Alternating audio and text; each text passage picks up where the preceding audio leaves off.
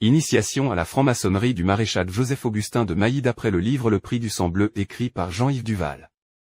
En prévision de son initiation, Joseph-Augustin fut éclairé sur les constitutions du révérend Anderson, charte universelle acceptée par la maçonnerie et qui en définissant l'idéal s'y rejoignait aux francs-maçons de n'être ni athée ni un libertin stupide. Adam, notre premier parent créé à l'image de Dieu, grand architecte de l'univers, ce grand architecte qu'on il présenta comme un symbole de divinité, de l'intelligence suprême, de la conscience collective de l'humanité.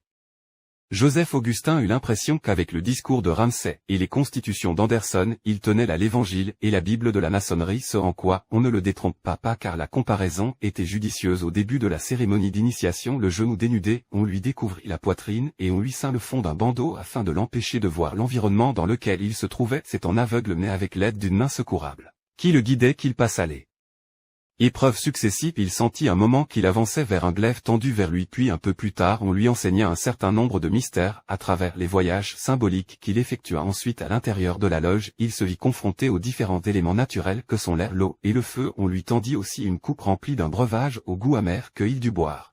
Enfin, après s'être ainsi déplacé un certain temps dans les ténèbres, on lui enlevant le bandeau, il eut alors accès à la lumière. Un profane était mort, un initié était né. On lui remit son tablier d'apprenti qui consistait en un rectangle de peau immaculée surmonté d'une bavette triangulaire des maîtres de l'atelier que il pouvait voir désormais. Il lui fallut effectuer son premier travail d'apprenti en lui fournissant un ciseau et un maillet afin qu'il dégrossisse symboliquement une pierre.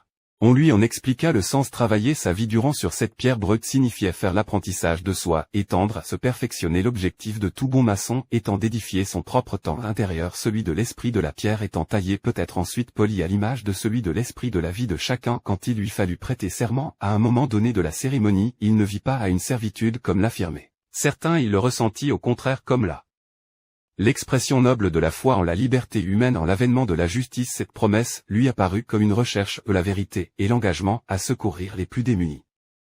Maintenant qu'il appartenait à la fraternité, les attouchements, les signes de reconnaissance lui furent dévoilés. Un maître de l'atelier de sa main droite l'y pressa par 3 fois l'index, avec le pouce le salut qui lui fit également communiquer devait en revanche rôter secret ainsi que le signe de détresse. Quand la cérémonie fit sur le point de se terminer, le vénérable de la loge lui offrir une paire de gants blancs qui symbolisaient des mains vierges de toute souillure. La pureté, l'usage voulait qu'il en reçoive 2 paires, la seconde étant destinée à la femme qui estimait le plus un cadeau à prix qui avait la singularité de ne pouvoir avoir être fait par un maçon qu'une seule fois dans sa vie, une manière aussi de montrer que la maçonnerie ne désirait pas éloigner le nouveau frère de sa famille.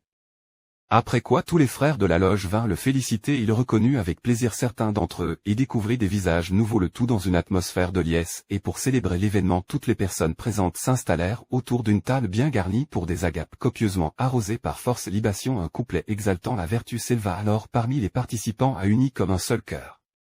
Les erreurs, les préjugés par nous sont abattus, c'est ici qu'on arrive un temple à vertu, jamais il ne périt, le temps le garantit. Quant à Marie-Michel d'Esclavier, l'épouse de Joseph-Augustin, elle n'adhéra jamais à la franc-maçonnerie. En revanche, sa 3e femme, Blanche Félicité de Narbonne-Pelé, fut initiée le 18 janvier 1780 à la loge d'adoption du contrat social ainsi que son fils.